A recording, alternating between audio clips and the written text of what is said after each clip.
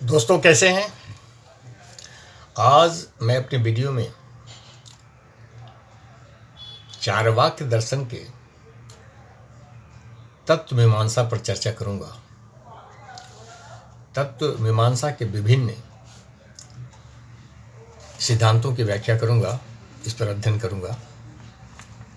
जैसा कि आप जानते हैं, चारवाक दर्शन एक भौतिकवादी दर्शन है, भोगवादी दर्शन है, प्रत्यक्षवादी दर्शन है, अनीश्वरवादी दर्शन है। और इस टाइप से इस दर्शन का मुख्य विशेषता भौतिक चीज़ों पर ध्यान आकर्षित करने का है। वर्तमान में उपस्थित वस्तुओं का ये विश्लेषण करता है और उसी को अपने अध्ययन का आधार बनाता है और सत्यता की खोज में प्रत्यक्ष को प्रमाण मानता है और इसके लिए अपने इंद्रियों के सत्ता से जो चीज़ें साबित होती है उसी को यह प्रमाण मानता है। आँखों से देखना, कान से सुनना, नाकों से सूंघना, त्वचा से स्पर्श करना, जीभों से स्वादों का पता करना, इन सारी चीज़ों से जो चीज़ें अनुभूत होती है उसी को वो सत्य मानता है। अब तत्व मीमांसा में एक्चुअली तत्व मीमांसा के तीन आधार हैं, तीन सिद्धांत है जिस पर तत्व मीमांसा की व्याख्या होगी: जगत, आत्मा और ईश्वर। जगत पर चारवाक दर्शन के तत्व मीमांसा में क्या कहा गया है और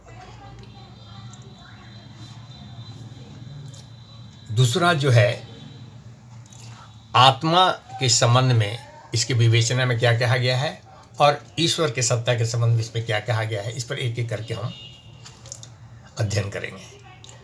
जगत मीमांसा में चारवाक दर्शन कहता है कि इस जगत का निर्माण इस जगत के मूलभूत चार तत्वों से ही मिलकर हुआ है। पृथ्वी, जल, वायु और अग्नि, इसी के विशेष सम्मिश्रण से इस जगत का निर्माण हुआ है। ये प्रत्यक्ष दर्शन, जो प्रत्यक्ष में जो चीज़ें दिखाई पड़ रही है, ये भौतिक चीज़ों पर विश्वास करता है और भौतिक चीज़ों पर इसका कोई विश्वास नहीं, उसको नकार देता है। इस पृथ्वी पर, इस पृथ्वी का, इस जगत में जो चार तत्व है, पृथ्वी, जल, वायु और अग्नि, कुछ दार्शनिक इसके अलावा आसमान को भी इसमें सम्मिलित करते हैं। यह तो बौद्ध दर्शन भी इन्हीं चार तत्वों से इस जगत का निर्माण की बातें करता है और वो जो अन्य दर्शन है जो आसमान को भी इसमें सम्मिलित करते हैं, उनका कहना यह है कि इस जगत का निर्माण अगर इन भौतिक तत्वों से हुआ है तो इसका निर्माण करता भी कोई होगा। अगर मकान विभिन्न भौतिक तत्वों से बना है तो मकान के निर्माण करता भी होगा। घड़ा अगर मिट्टी से बना है तो उस बनाने वाला कुम्हार भी होगा। परंतु चारवाक अन्य चीज़ों पर ध्यान नहीं देता है। वर्तमान भौतिक जो उपस्थित तत्व है उसी पर ध्यान देता है और भौतिक दुनिया में जो चीज़ें दिखाई पड़ती है उसी को सत्य मानता है। इसके विपरीत शंकराचार्य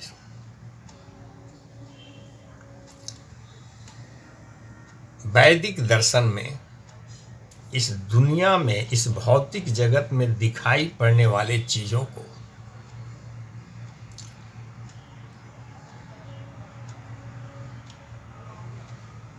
झूठा मानते हैं।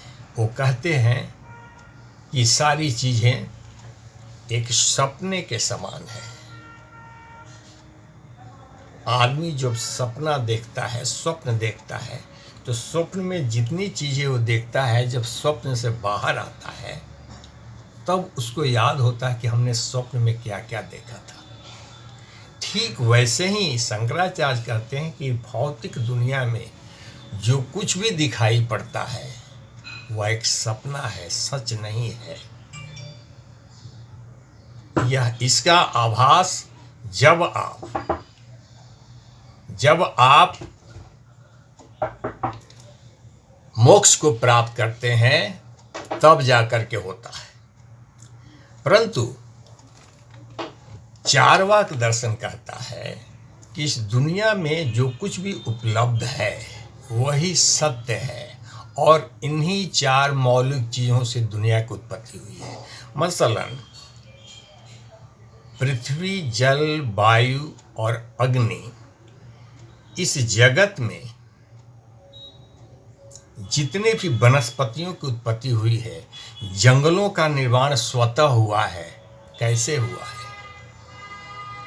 पृथ्वी, जल, वायु और अग्नि के एक के विशेष समन्वय से इस जगत के विशाल जंगल और वनस्पति जगत, जो कम से कम पूरी जगत के 3/4 से ज्यादा है, उसके बाद उस पृथ्वी पर जल, वायु और अग्नि के सम्मिश्रण से छोटे छोटे जीवों से हजारों हजार प्रकार के वनस्पतियां, हजारों लाखों प्रकार के जीवों की स्वतः उत्पत्ति हो गई। और जीवों के स्वतः उत्पत्ति से क्रमिक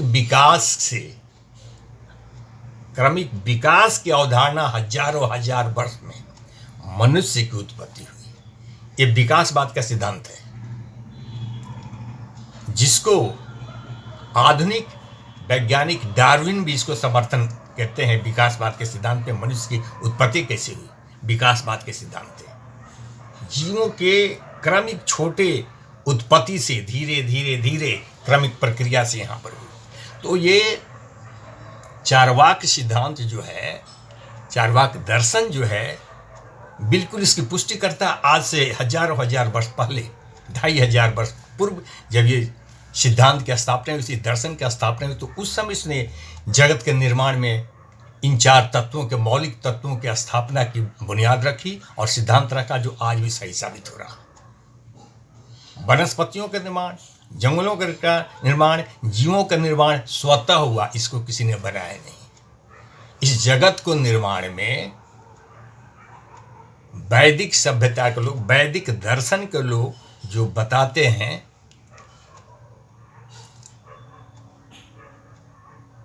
कि इसका निर्माण अगर है तो इसका निर्माण करता कोई होगा, इस जगत का व्यवस्थापक कोई होगा। अगर अनुशासन इस जगत में है तो इसको अनुशासन को पालन कराने वाला होगा। चार्वाक कहता है इस जगत की उत्पत्ति स्वतः हुई, निर्माण स्वतः हुआ, विकास स्वतः हुआ, या स्वतः इसका पालन होता है। इस जगत में सूरज, चांद, सितारे, नदियां, समुद्र और जंगल और वनस्पति जितने हैं, इसका विकास स्वतः होता है। और ये चलयमान स्वतः है, इसको कोई रोक नहीं सकता है। इसका विकास भी स्वतः होता है और विनाश भी स्वतः होता है। इस स्तर के वैदिक दर्शन के स्तर के अगेंस्ट में कहता है कि इसका कोई व्यवस्थापक भी होगा। उस व्यवस्थापक का नाम ईश्वर वो लोग देते हैं। ईश्वर की व्यवस्था है। यह कहता है कि कोई व्यवस्था नहीं है। अगर ईश्वर की व्यवस्था है तो विश्व में, इस जगत में ऐसे ही अव्यवस्था फैली हुई है। चारों तरफ अनावृष्टि, अतिवृष्टि, महामारी, भयंकर उत्पात, युद्ध, ये सारी चीजें स्वतः ही इस जगत में है। तो अगर व्यवस्थापक है तो इसको तो रोकना चाहिए, परंतु ऐसा नहीं है। ये स्वतः सब कुछ होता है, स्वतः विकास भी होता है, विनाश भी होता है, स्वतः ये चल रहा है। जबकि शंकराचार्य इस भौतिक युग में दिखाई पड़ने वाली सब कुछ आंखों के सामने इंद्रियों से जो सज्ञान है उसको वो कहते हैं कि यह सपने के समान है, और इस सपने की सच्चाई का ज्ञान तब होगा जब आपको मोक्ष मिलेगा। तो मोक्ष स्वतः ही अमान्य एक अवधारणा है। चार्वाक मोक्ष जैसी अवधारणा की मान्यता नहीं देता, कहता ये कुछ भी नहीं है। स्वर्ग, नरक, मोक्ष, इहलोक, परलोक, इन सारी चीज़ों की मान्यता नहीं देता। वह कहता है कि वैदिक दर्शन में इन सारी चीज़ों की कल्पना लोगों को गुमराह करने के लिए हुई है, शोषण करने के लिए हुई है। और वैदिक दर्शन में इन्हीं सारी चीज़ों की व्याख्या है जो मनुष्य के विवेक से बाहर की चीज़ है, जो समझ में नहीं आएगी किसी को। न स्वर्ग देखा किसी ने, न नरक देखा, न पुनरागमन को देखा है, और न मोक्ष की संकल्पना क्या है। तो इस प्रकार इन सारी अवधारणाओं को नकार देता है, और बहुत मामले में जगत की ये उनकी विकास की स्वतः निर्माण की अवधारणा सही साबित होती है, सही लगती है, जिसकी विकासवाद के सिद्धांत पे डार्विन का सिद्धांत इसको समर्थन करता है। दूसरी तरफ आत्मा की जो बातें आती है, वैदिक दर्शन आत्मा को स्वतंत्र अस्तित्व मानता है, कहता है कि आत्मा स्वतंत्र है, जबकि चार्वाक कहता है आत्मा जैसी कोई स्वतंत्र अस्तित्व नहीं है। ये मनुष्य की जीवन से संबंधित है। जब तक मनुष्य का जीवन है, चेतना है, और चेतना ही आत्मा का एक गुण है, चेतना ही शरीर का एक गुण है। जब तक मनुष्य की शरीर है, वह जिंदा है, चेतना है और आत्मा भी है। जिस दिन शरीर समाप्त हो जाता है, चेतना भी समाप्त हो जाती है और आत्मा स्वतः समाप्त हो जाती है। इसलिए चेतना का कोई स्वतंत्र अस्तित्व नहीं है। वैसे जैसे वो बताता है कि अगर चेतना का स्वतंत्र अस्तित्व है तो मनुष्य के जिंदा रहते उसके अंदर जो चेतना है और जो आत्मा है, आत्मा ही विचार उत्पन्न करती है, उसी से सुख दुख की अनुभूति होती है, रोने गाने की या अन्य प्रकार की भावनाएं और विचार उत्पन्न होते हैं। मनुष्य शरीर के मृत होने पर उसकी चेतना समाप्त हो जाती है, उसकी आत्मा भी समाप्त हो जाती है। मृत शरीर का विच्छेदन करने के बाद अगर कोई उसके अंदर ही खोजने की कोशिश करे कि आत्मा किस अंग में है, उसको कुछ नहीं मिलेगा। या ठीक वैसे ही जैसे किसी कंप्यूटर के सही असेंबलिंग से कंप्यूटर हंसता है, बोलता है, रोता है, गाता है और गणितीय संगणना करता है, परंतु उस कंप्यूटर के डिसेंबल कर देने के बाद उसके अंदर घुस करके उस चेतना को खोजने की कोशिश करें जिसके कारण वह कंप्यूटर रोता था, हंसता था, गाता था, गणना करता था, उसमें कुछ नहीं मिलेगा। या आप ऐसे भी समझ लें कि कंप्यूटर के असेंबलिंग में अगर गलती हो गई और कंप्यूटर तैयार हो गया, फिर भी वो कंप्यूटर कोई सारी चीज़ें उपलब्ध, उसके गुणधर्म समाप्त हो जाएंगे। रोना, हंसना, गाना, गणितीय संग्रहण करना सब कुछ बंद हो जाएगा। ठीक वैसे ही मनुष्य के निर्माण में उसके बाह्य और आंतरिक अंगों से संपूर्ण शरीर का जो निर्माण होता है, उसमें अगर कहीं त्रुटि रह गई तो आपने देखा होगा मनुष्य की उत्पत्ति में जन्मांध होते हैं, जन्मान अंधे होते हैं, जन्मान बहरे होते हैं और भी बहुत प्रकार की विकृतियां आ जाती हैं। इसलिए शरीर के अंदर चेतना शरीर का गुण है। शरीर के रहने से चेतना है, बिना शरीर की चेतना हो नहीं सकती। और चेतना के रहने से शरीर है, और चेतना ही आत्मा के गुण है। आत्मा का स्वतंत्र अस्तित्व नहीं है। परंतु वैदिक दर्शन के लोग चेतना को एक स्वतंत्र अस्तित्व मानते हैं, और उसका आधार गीता को प्रमाण देते हैं। गीता में इस अवधारणा को बहुत मजबूती से बताया गया है कि आत्मा स्वतंत्र है, मनुष्य शरीर से बिल्कुल स्वतंत्र है। मनुष्य का शरीर नश्वर है, परंतु आत्मा अनश्वर है, हमेशा वो अमर है। वो नए वस्त्रों की तरह अपना रूप बदल बदल कर दूसरे शरीर में चली जाती है, ऐसा बताया गया है।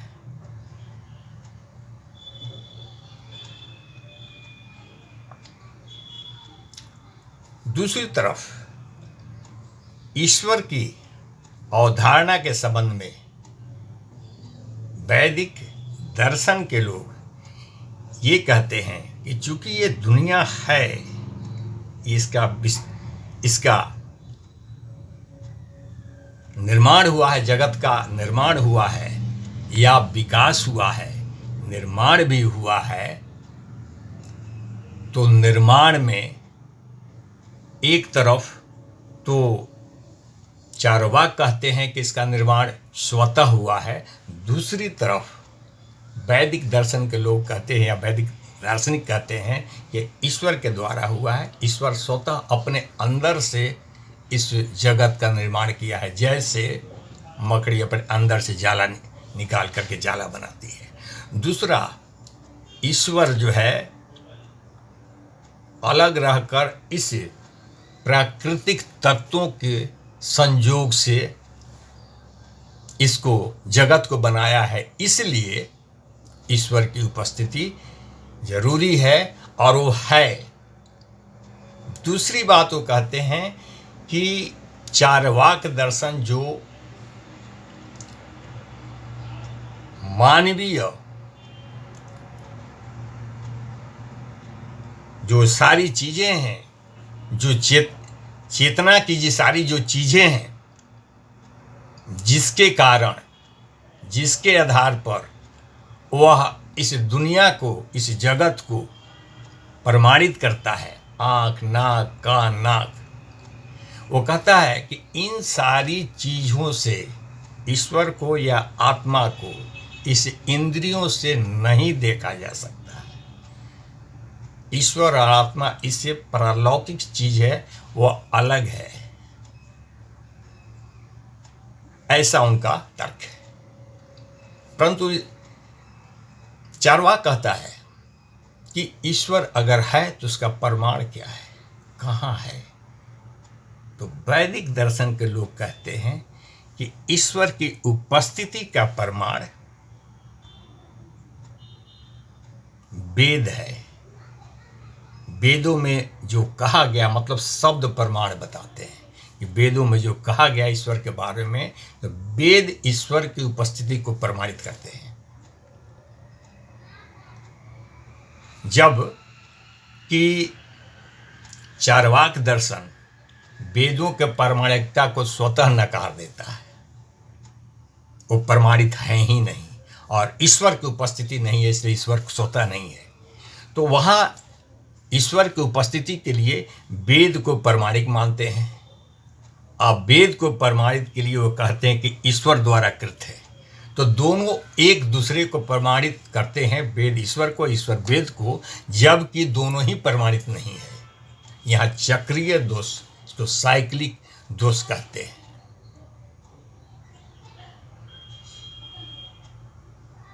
यह ऐसे ही है जैसे कोई अनजान व्यक्ति किसी दूसरे से पूछता है कि राम कौन है, तो बताता है कि श्याम का भाई है। आप पुनः पूछता है कि श्याम कौन है, तो वह राम का भाई है, जबकि वह दोनों में किसी को नहीं जानता है। यह दोनों ही उत्तर बिल्कुल असंतोषजनक है, अनसेटिस्फैक्ट्री है, जो अगले के प्रश्न का जवाब कहीं से कहीं नहीं देता है। इस प्रकार चार्वाक दर्शन ईश्वर की उपस्थिति को नकारता है और वैदिक दर्शन में भी ईश्वर के ऐसा कोई संपुष्ट प्रमाण नहीं दे पाता है।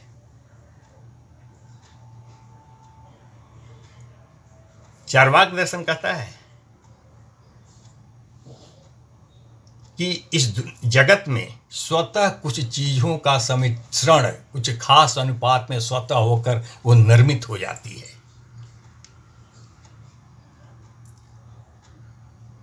जैसे पूर्व के एग्जाम्पल में मैं बताया कि कैसे वनस्पति जगत का निर्माण हो गया, जंगलों का निर्माण हो गया, जीवों का विकास हो गया, हजारों हजार प्रकार के जीव विकास की गति में मनुष्य के रूप तक पहुंच गए। और वह ये भी कहता है इस जगत में बहुत सारी ऐसी चीजें हैं जो अपने गुण समेटे हुए हैं।